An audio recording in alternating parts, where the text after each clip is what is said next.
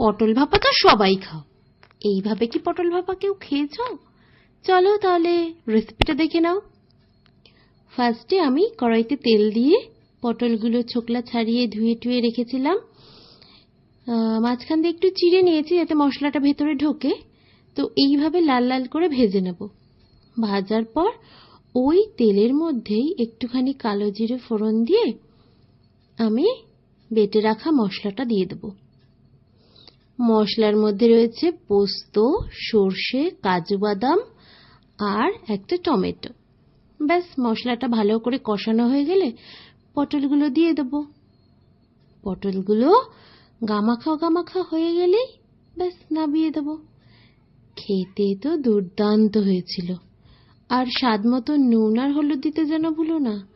যারা একটু মিষ্টি খায় তারা একটু মিষ্টি দেয়, আমি আবার বেশি মিষ্টি খাই না বলে মিষ্টিটা একটু কমই দিয়েছি। তো রেসিপিটা ভালো লাগলে অবশ্যই একটা লাইক করে দিও। টাটা।